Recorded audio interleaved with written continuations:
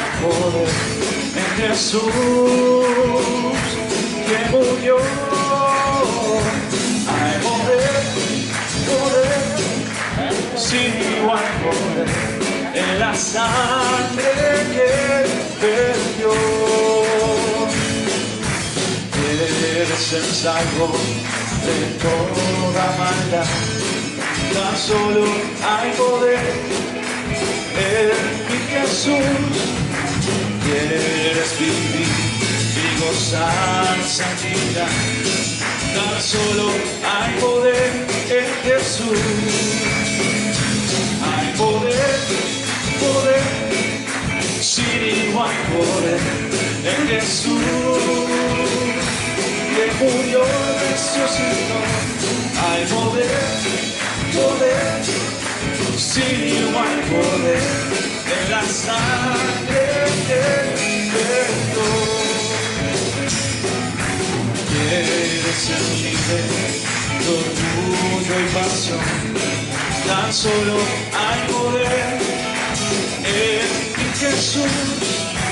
Quieres vencer toda tentación. Tan solo hay poder en Jesús. Hay poder, poder, sin igual poder en Jesús que murió y resucitó. Hay poder, poder, sin igual poder en la sangre que perdió. Quieres servir a tu Rey, Señor. Tan solo hay poder en Jesús. Ven y ser salvo, podrás en su amor. Tan solo hay poder en Jesús. Hay poder, poder, sin igual poder en Jesús que murió. Hay poder, poder, sin igual poder en la sangre que perdió. Hay poder, poder, sin igual poder en Jesús que murió. Hay poder, poder, sin igual poder en la sangre que perdió. En la sangre que perdió. En la sangre que perdió. Amén. Hemos visto en nuestras dos últimas enseñanzas de Primera de Tesalonicenses capítulo 5, pero los versículos 2 y 13, las siguientes recomendaciones prácticas. En cuanto al liderazgo en la familia de Dios, que debemos reconocerlos por tres razones. En primer lugar, porque trabajan entre nosotros, nos presiden en el Señor y nos amonestan. Que debemos estimarlos profundamente y en tercer lugar, que debemos amarlos a causa de su obra. La última reunión vimos que debemos tener paz entre nosotros y que esto logrará dos resultados. En primer lugar, la bendición de tener paz y armonía entre los hermanos y la bendición de aligerar las cargas de aquellos que nos presiden. Pero Pablo también aprovecha la carta para enseñar a la nueva iglesia que los líderes no pueden llevar a cabo todo el trabajo del ministerio solos, así que añade un segundo factor esencial que es lo que vamos a ver hoy, la cooperación entre la familia de Dios. La cooperación entre la familia de Dios. Así que leemos el verso 14 y 15 que dice lo siguiente. También os rogamos, y subraya ahí, hermanos, es decir, que lo que viene está dirigido a los hermanos, a usted y a mí, que amonestéis a los ociosos, que alentéis a los de poco ánimo, que sostengáis a los débiles, que seáis pacientes para con todos. Mirad que ninguno pague a otro mal por mal, antes bien seguid siempre lo bueno, unos para con otros y para con todos. Amén. Una de las figuras utilizada en la Biblia para representar a la iglesia es la familia de Dios, en Gálatas capítulo 6. Pero la familia de Dios es una familia muy numerosa. No sé si tienen en mente alguna familia numerosa. Hay personas que han tenido 18 hijos. Pero la familia de Dios es mucho más numerosa. Y como en toda familia numerosa, por lo menos unos años atrás, los hermanos mayores ayudaban a los menores para aliviar las cargas de los padres, para darles la oportunidad de disponer más tiempo en sus quehaceres diarios. Permítame una ironía. Hoy no se recomienda eso, porque esto produce problemas psicológicos a los hermanos mayores. ¿Cuántos hermanos mayores hay aquí en la familia? Levante la mano. Están cuerdos, ¿no? Sí. No hace mal. Sí, algunos están.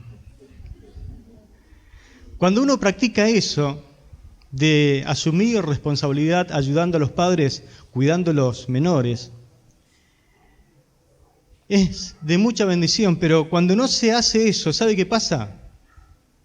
Se crece, es decir, uno crece, se desarrolla, sin sentir ninguna clase de responsabilidad sobre sus hermanos. Y eso se transmite a lo largo de la vida. Algunos hacen la de Caín. ¿Cuál es la de Caín? Vio que nuestro hermano Nervir leyó el pasaje ahí de Caín. Cuando, un poquito más adelante, porque él leyó el tema de la ofrenda, pero pasó algo después de la ofrenda. Cuando Dios le pidió que rindiera cuenta acerca de la vida de su hermano Abel, ¿sabe qué le dijo Caín a Abel? No sé. ¿Acaso soy yo guarda de mi hermano? No sé dónde está Abel. Lo había matado de un garrotazo, ¿no? No sé dónde está Abel, dijo. Génesis 4:9. ¿Acaso es mi deber, es mi obligación vigilar de él o cuidar de él? ¿Qué piensa usted de su hermano? ¿Qué siente usted por su hermano menor? Los miembros de la iglesia deben aprender a servirse los unos a los otros. Esto significa a que podamos ser de provecho para nuestro hermano, para que seamos de bendición para ellos. Esto mismo enseñó, por ejemplo, Pablo a Timoteo, indicando que los miembros más antiguos, es decir, los mayores, debían enseñar a los miembros más nuevos, es decir, a los menores, debían enseñar algunas cosas relacionadas con la fe. Acompáñenme, por ejemplo, a ver Tito capítulo 2, versículo 3 al 5. Tito 2, 3 al 5. Se lo quiero leer una versión más comprensible, pero dice lo siguiente. De igual manera, le decía Pablo a Tito, enseña a las ancianas a vivir de una manera que muestre reverencia, es decir, que sean dignas de reverencia. Eso significa de que vivan como dignas de respeto, dignas de ser reverenciadas. Que muestren reverencia y respeto a Dios. Diles que no hablen mal de los demás. Eso creo que en su Biblia dice que no sean chismosas, ¿no? Y que no sean esclavas del vino. Se ve que algunas hermanas mayores, al pasar la edad, es decir, al pasar el tiempo y pasar sus pruebas, encontraban algún tipo de consuelo dedicándose a tomar vino. Que no sean chismosas, que no sean esclavas del vino. Deben enseñar bien. El pasaje creo que dice maestras del bien. Maestras del bien. ¿Para qué? Para que aconsejen toda esta forma de vivir. Hay un propósito, el para te muestra un propósito. Para que aconsejen a las más jóvenes, ahí se da cuenta la responsabilidad que tienen que tener los mayores para con los más jóvenes. Para que aconsejen a las más jóvenes a amar a cada una a su esposo y a sus hijos. Las jóvenes deben aprender de ellas, es decir, las personas más grandes, a tener buen juicio, es decir, que sean prudentes. Tu forma de vivir es una enseñanza para los más jóvenes. A que sean prudentes, es decir, que tengan buen juicio. Y un corazón puro. Eso significa de que sean castas, incorruptibles. Eso es lo que tienen que enseñar los mayores a los menores, especialmente en este caso puntual, las hermanas más grandes a las más jóvenes. Se acercan y le enseñan cómo deben conducirse en la fe, cómo deben orar, y hasta a veces le tienen que enseñar cómo vestirse. Dice que le enseña a cuidar la casa, que le tienen que enseñar a ser amables. ¿Se enseña a ser amable? Creo que la versión de esto dice que sean buenas. ¿Cuántos quieren tener una esposa buena? Y a estar dispuestas a servir a su esposo. Así nadie podrá criticar el mensaje que Dios nos dio. Note cuánto hay para enseñar, ¿no? El texto nos dice que hay ciertos miembros de la familia de Dios, el texto que leímos recién, que necesitan ayuda especial, ayuda personal. ¿Quiénes son los que necesitan ayuda? En primer lugar, debemos ayudar a los ociosos. ¿Cómo define la Biblia la palabra ocioso? Porque ¿qué es para usted el ocioso? La palabra griega utilizada para ociosos en griego es desordenado. Desordenado. De ahí que algunas traducciones más antiguas ponen literalmente el texto como los que andan desordenadamente. Esto significa sin sumisión a la disciplina. El término proviene exclusivamente del ámbito militar y significa indisciplinados. Y se aplicaba a un soldado que persistía en marchar fuera de paso. No sé cuántos de ustedes se acuerdan, no sé si son tan viejos como yo, pero en algún tiempo había desfiles militares. Y el desfile militar, una de las características que tienen es que todos los soldados marchan al paso. Pero ¿se nota o no se nota cuando hay uno que no marcha al paso?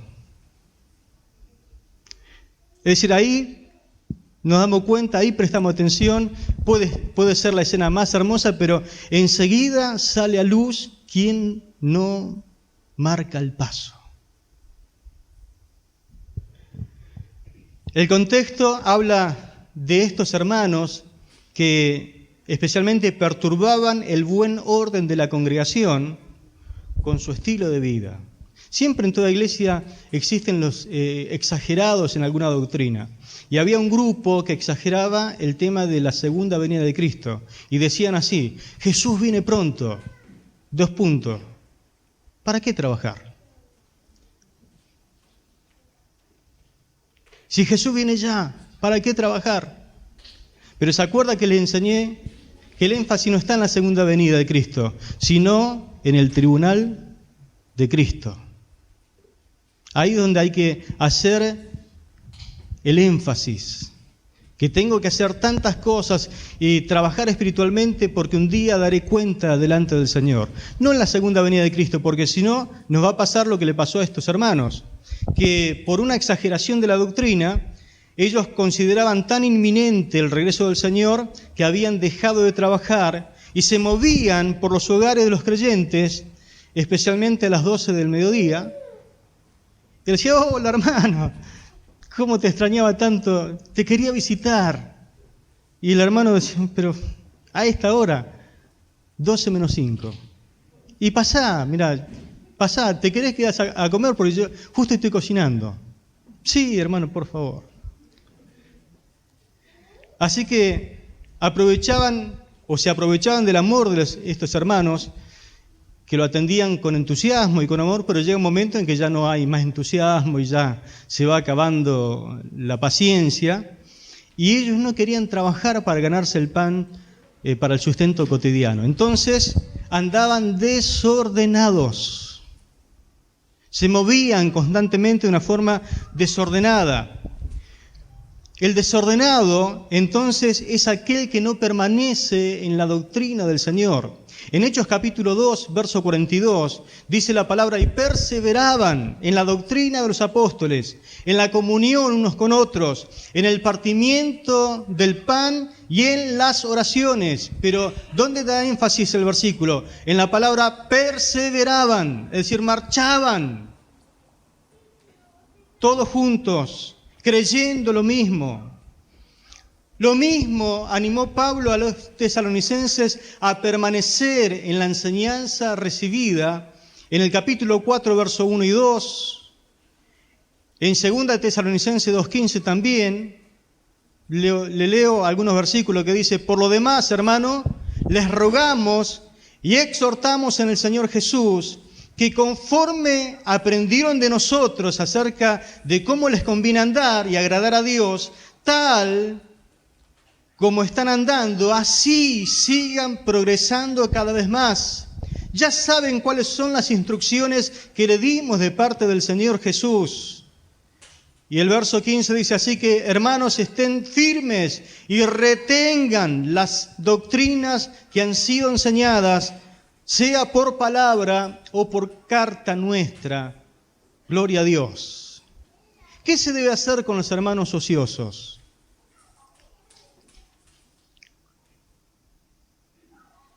En la familia espiritual, como en cualquier otra familia, si no hay reglas y normas, todo se convierte en un caos y en una anarquía. Yo no sé cuántos de ustedes tienen hijos, pero en casa muchas veces hay reglas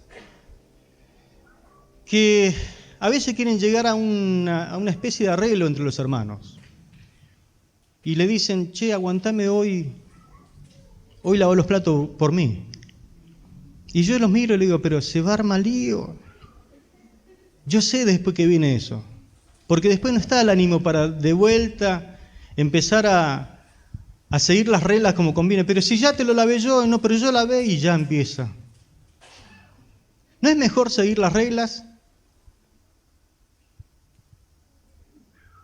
¿No es mejor para una sana convivencia respetar las reglas de casa?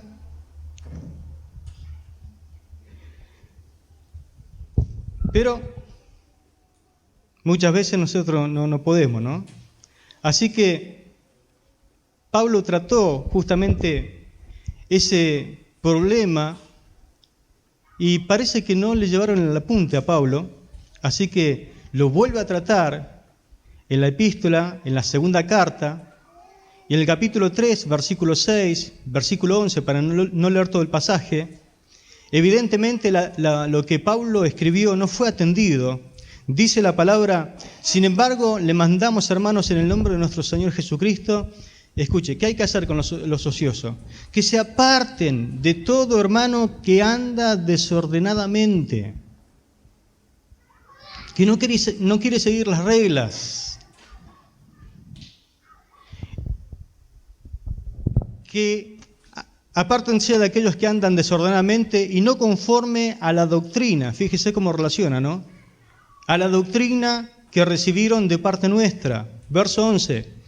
Porque hemos oído que andan algunos desordenadamente entre ustedes, sin trabajar en nada, sino entrometiéndose en lo ajeno. Y usted sabe, ¿no?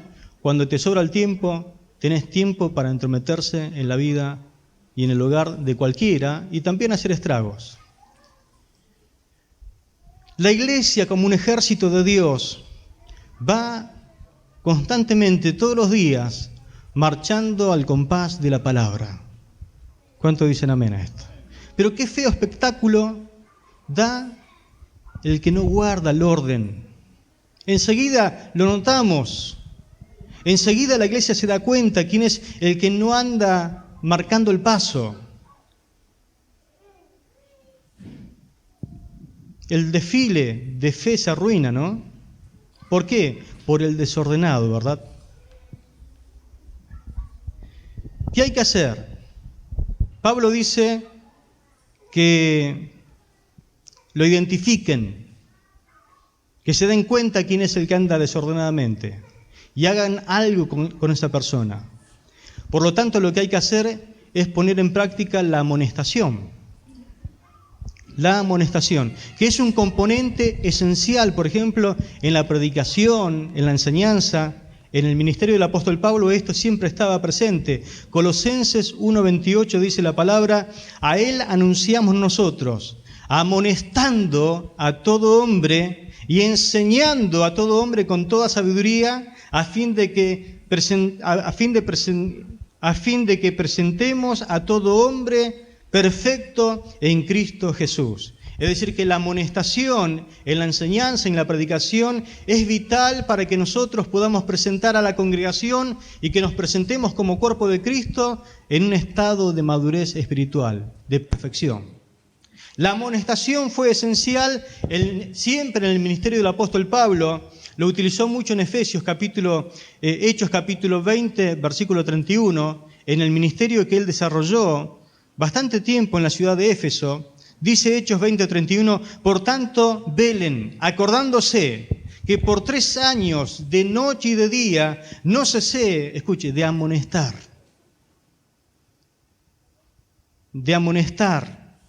con lágrimas a cada uno de ustedes. Es esencial de que usted, como miembro del cuerpo de Cristo, tome a un hermano desordenado, tómese un tiempito y amonéstele en el nombre del Señor con todo amor. No hace falta que le esté gritando, pero por lo menos hágalo de corazón a corazón. Pero además animó a Timoteo a hacer lo mismo. En 2 Timoteo capítulo 4, versículo 1 y 2, dice la palabra: te encarezco delante de Dios y del Señor Jesucristo, que juzgará a los vivos y a los muertos en su manifestación y su reino.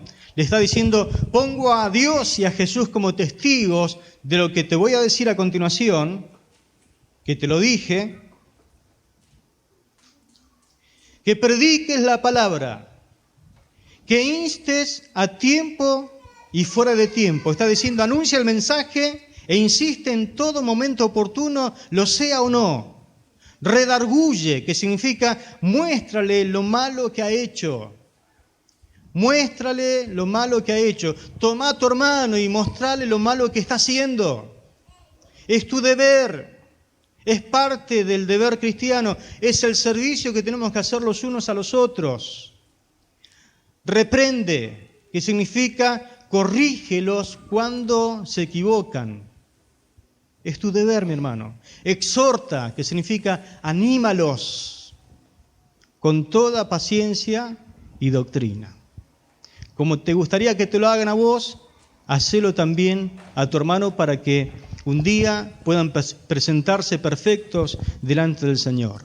Los hermanos ociosos que no hacen caso de la amonestación deben ser señalados y separados de la comunión, como dice la palabra del Señor.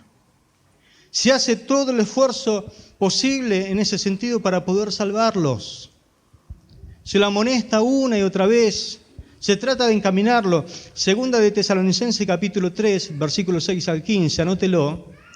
No lo vamos a leer, pero ahí Pablo dice: señalen a aquel que anda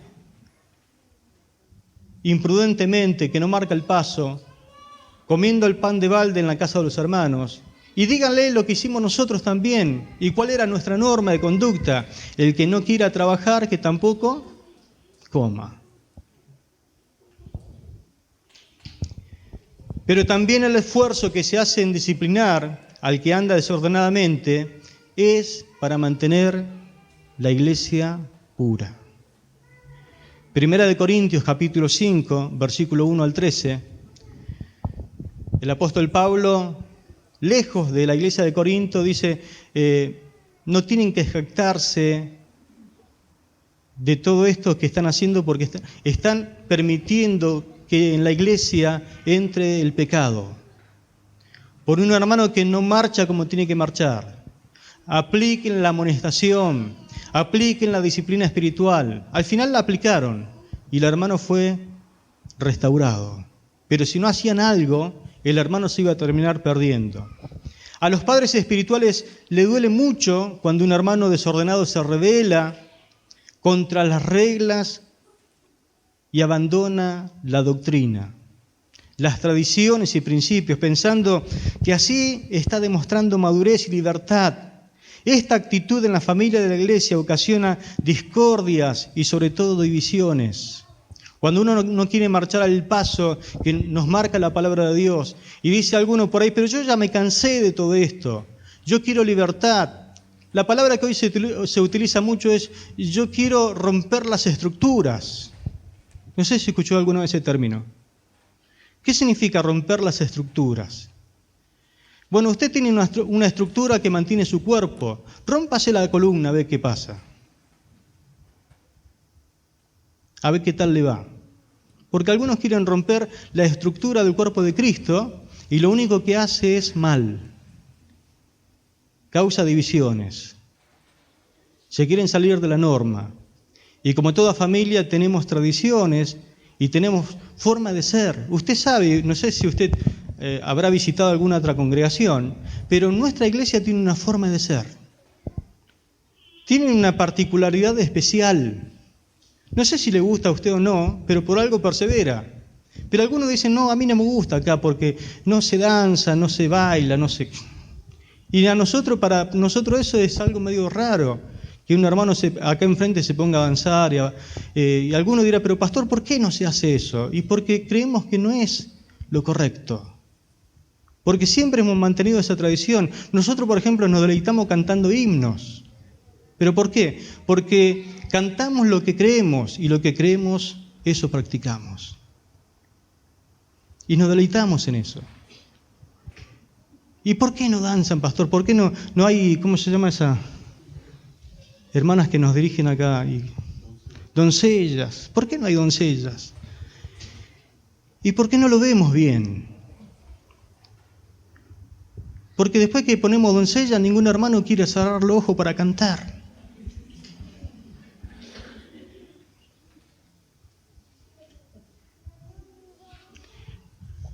Y la esposa lo codea y le pega, ¡cerrá los ojos!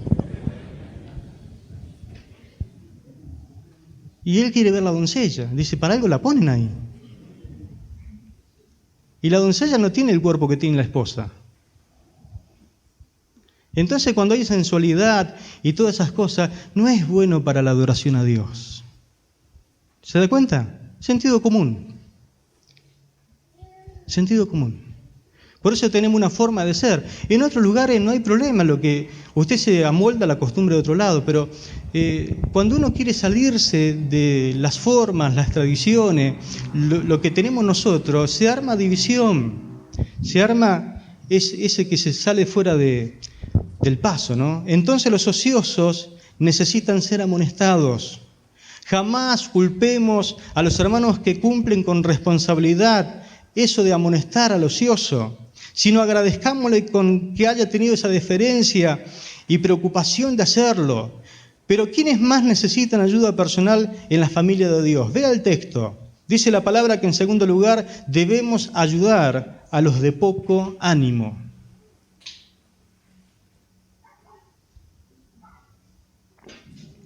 ¿Cómo define la Biblia a las personas de poco ánimo? La traducción literal de esta frase es pequeñez de alma, pusilánime.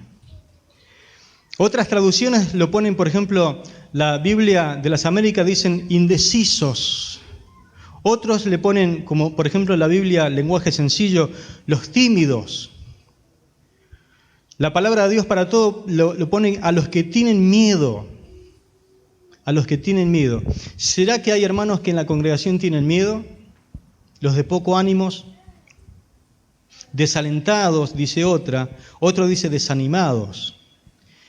Y se refiere a los creyentes que se dan por vencidos. los creyentes que se dan por vencidos, que bajan la guardia y ponen la cara y dicen, bueno, noqueame, ya estoy, ya no doy más. A los que siempre miran el lado negativo de las cosas y renuncian cuando las cosas se ponen difíciles. Describe a aquellos que pierden el corazón, que pierden la pasión, que están propensos a abandonar las filas del ejército de Dios, a los que en cualquier momento se fuman y usted no lo vio más.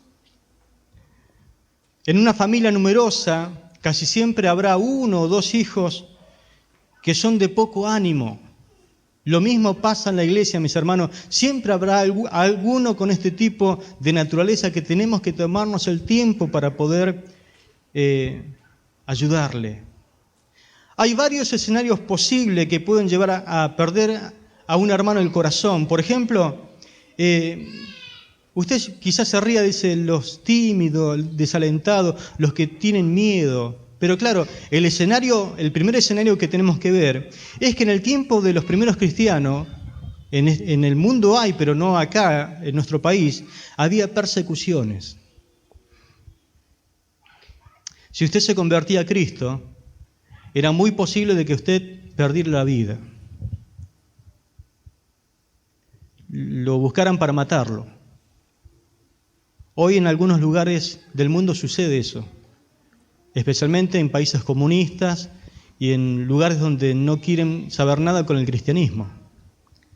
Pero las persecuciones y las tribulaciones propias o ajenas hacían que los hermanos se les fuera el ánimo. Porque decían, si eso es ser cristiano, ¿y entonces qué tengo que estar pensando en morirme o que me van a matar? Por eso Pablo llega a decir que para nosotros el morir es ganancia. Amén. Porque la muerte para nosotros ya no tiene el sentido que tiene en esta sociedad. Para nosotros el vivir es Cristo y el morir es ganancia. Amén. Pero por ejemplo en Efesios capítulo 3, verso 13, Efesios 3:13, fíjese qué interesante esto, ¿no? Dice, por lo cual pido que no desmayéis a causa de mis tribulaciones, las cuales son vuestra gloria. Fíjese algo interesante. Pablo estaba sufriendo. Pablo estaba en una cárcel, estaba privado de la libertad. Le habían quizás azotado, lo tenían en cadenas, en prisiones. Pablo sufría y los otros se desanimaban. Pablo sufría y los demás se desanimaban. Por eso quiero decirle que no es solamente las persecuciones y las pruebas que uno pueda estar pasando, sino también lo que yo veo que le pasa a otro, por ahí te desanima. Una vuelta tuvimos que, me acuerdo, tomarnos un tiempo para hablar con una hermana que estaba bastante mal, se sentía desfallecer. Algunos sabrán que nosotros perdimos una hija, ¿no? Y ella estaba desconsolada diciendo, si a usted, pastor, le pasó eso, ella creía que también a ella le iba a pasar lo mismo. Y no se trata de que si al pastor le pasa algo, a usted también le va a pasar lo mismo. Pero nosotros superamos la prueba y el momento difícil, pero la hermana estaba mal, pero mal, al punto que quería dejar el camino del Señor, porque decía, pastor, si a usted le pasó eso, a mí seguramente me va a pasar lo mismo. ¿Y se imaginan las prisiones de Pablo? Decían, si a Pablo le pasó eso, seguramente a nosotros nos va a pasar lo mismo. Algunos hermanos habrán dicho. Pero cada uno tiene su propia prueba. Cada uno tiene su propia tribulación. Hoy quizás no tenga tribulación por causa de que lo van a apresar, lo van a encarcelar por ser cristiano, pero tiene también su forma el Señor de trabajar en su vida para que usted vaya perfeccionándose en el nombre del Señor. Les ruego que no se desanimen, dice Pablo, no se apoquen, no se desalienten, no tengan miedo por los sufrimientos que soporto por ustedes. Al contrario, mis sufrimientos deben ser un honor para ustedes. Como diciendo, fíjate lo que pasa Pablo, pero no abandona Como dijo, he acabado la carrera, he guardado la fe, me espera la corona de justicia, que Dios dará a aquellos que son fieles. Gloria al Señor. Pero ¿cuál es otro escenario? La falta de resultados inmediatos también hace de que uno pierda el corazón, que se vuelva de poco ánimo. Gálatas 6:9 dice, no nos cansemos pues de hacer el bien, porque a su tiempo cosecharemos si no desmayamos. No debemos, dice la palabra, de cansarnos de hacer el bien.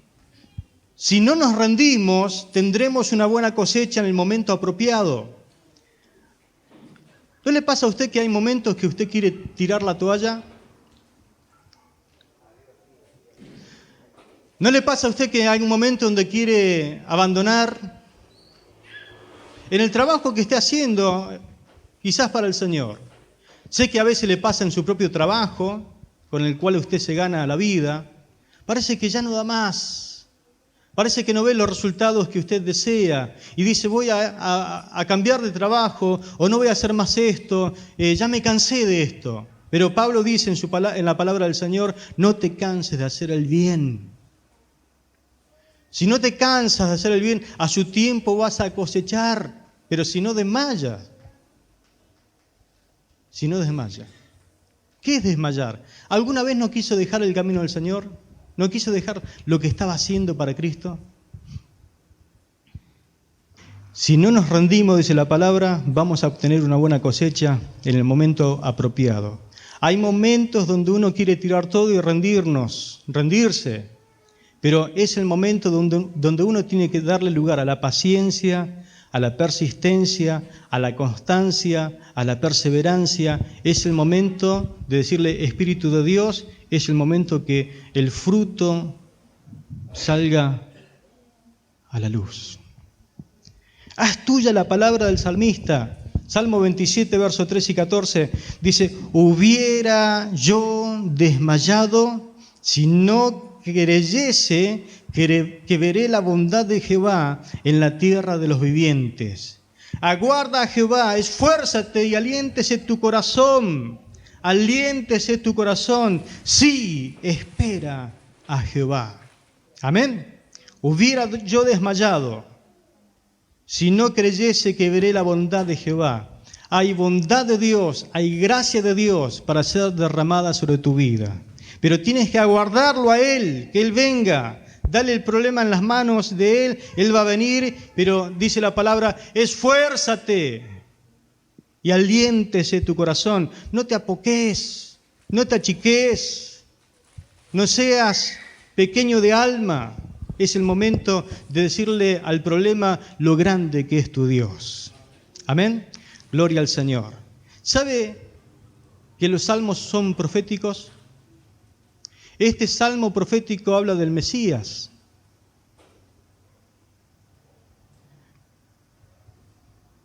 Proféticamente habla del momento en que Cristo iba a estar frente a Pilato.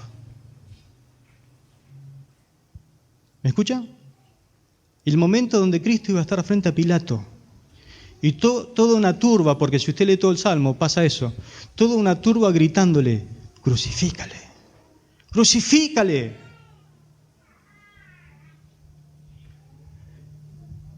Jesús creía que a pesar de todo lo que a él le iba a pasar, él resucitaría. Por eso dice el Salmo, si yo no creyese en la bondad de Jehová, pero aguarda, esfuérzate, aliéntese tu corazón. Jesús dice, yo sé que tengo que pasar todo este sufrimiento, pero sé que el Padre no me dejará en la tumba, voy a resucitar al tercer día. Y se alentaba al mismo, ¿sabe qué? Viendo el fruto de su aflicción. ¿Sabe que veía a Cristo para alentarse? Porque decía, aliéntese mi corazón. ¿Sabe lo que veía? Veía tu rostro y el mío y el de tu hermano, alabando y glorificando el nombre de Jesús. Amén. En ocasiones tenemos que ver más allá de lo que estamos viendo circunstancialmente. y alentarnos a nosotros mismos a continuar a pesar de que no veamos resultado inmediato.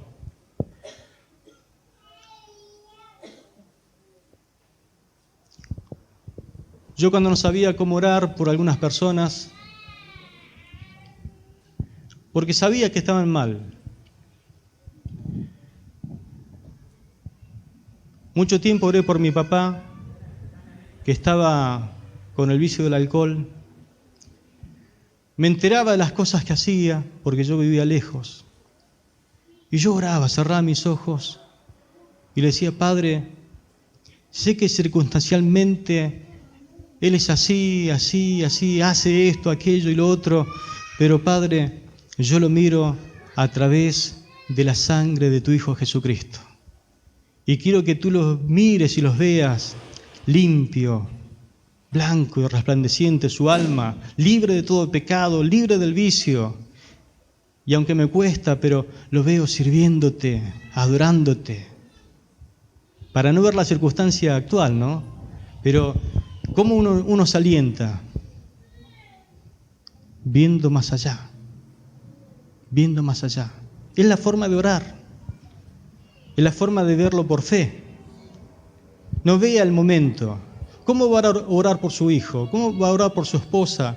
¿Cómo va a orar por aquellos que están metidos en vicios que no tienen salida aparentemente? Véalo por fe.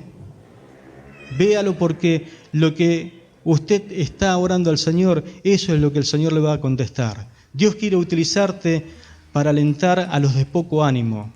¿Cómo se hace esto, mi hermano? En primer lugar, Pablo asumió la posición de padre espiritual. En Tesalónica, él en el capítulo 2, versículo 11 y 12 dice: y saben que tratamos a cada uno como un padre trata a sus propios hijos. Les rogamos, los alentamos y les insistimos que lleven una vida que Dios considere digna, pues Él los llamó para que tengan parte en su reino y en su gloria. ¿Cómo se alienta? Sentándose al lado de su hermano y haciendo de padre espiritual.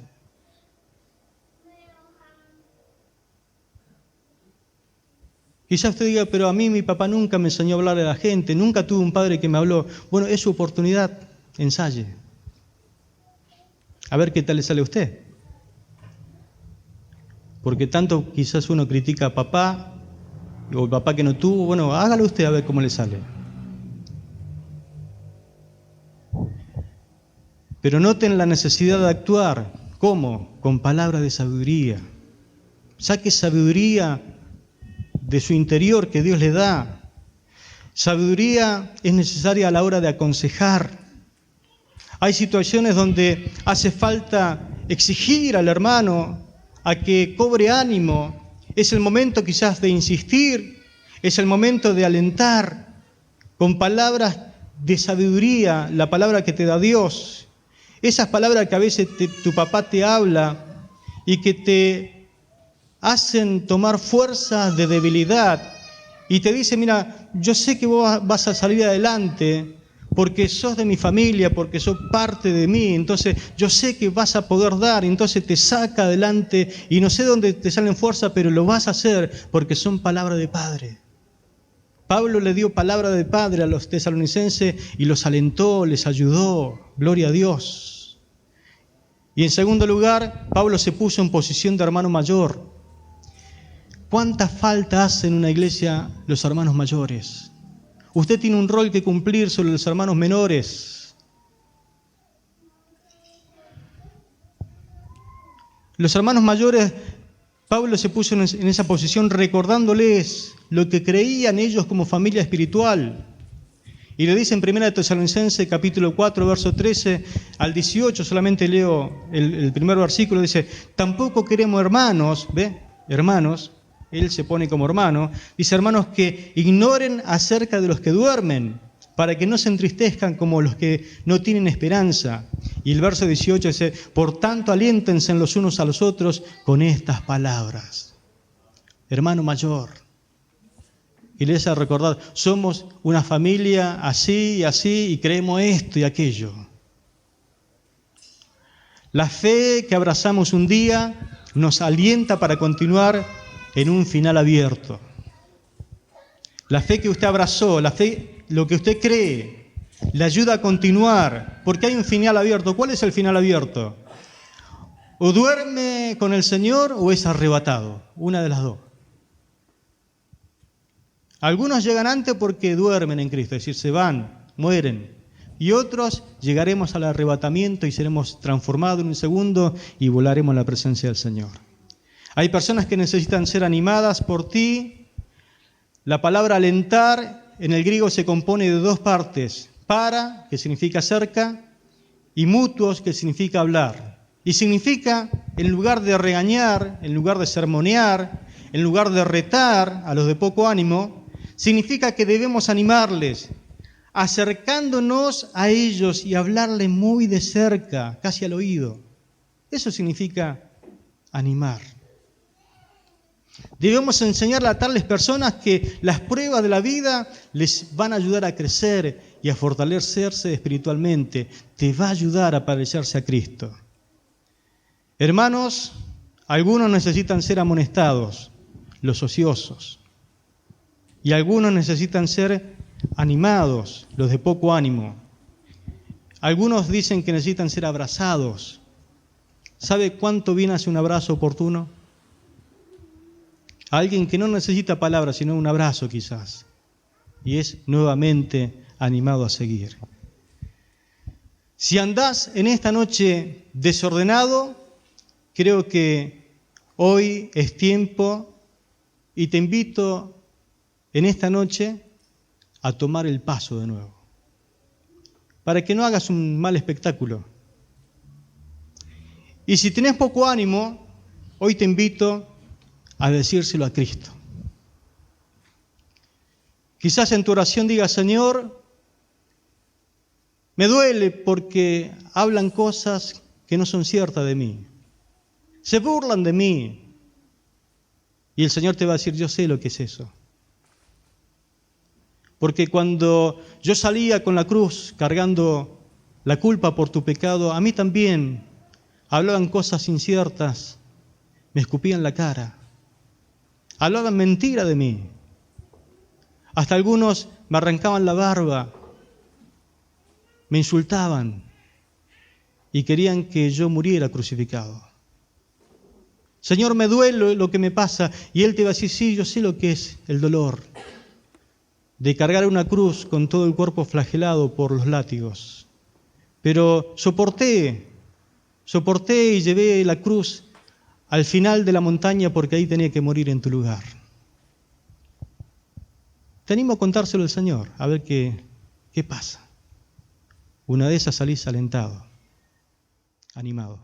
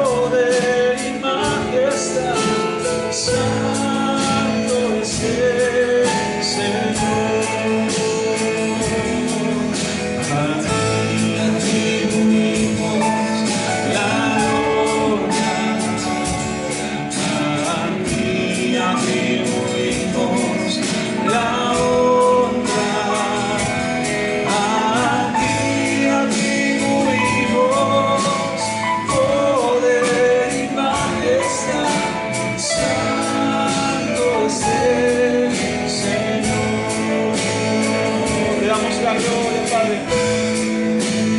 Toda la honra sea a ti, Señor.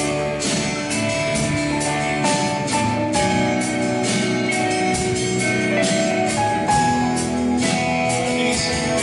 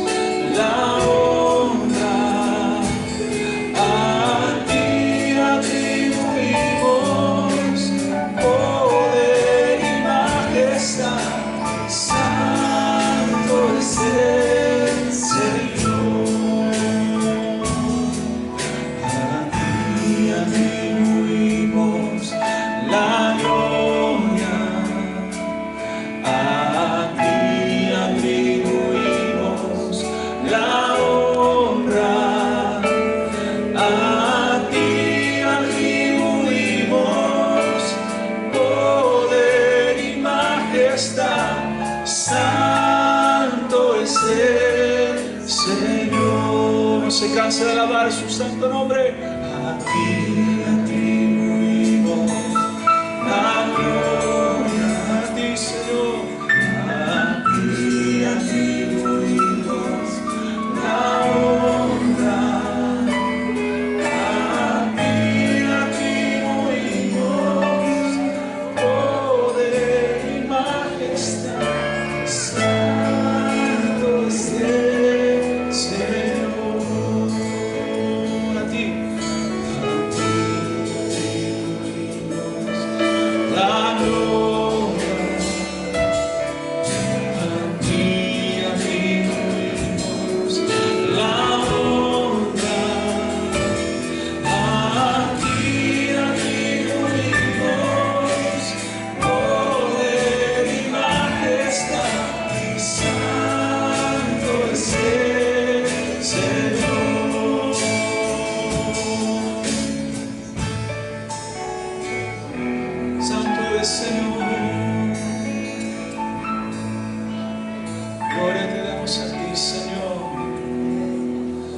Exaltamos, te damos la gloria, toda la honra sea a ti, Padre. A ti sea la alabanza, el honor, Padre. Hoy estamos aquí por ti, Señor, por tu sacrificio. Hoy estamos en tu casa gracias a tu misericordia, a tu amor. Porque tomaste mi lugar, Padre.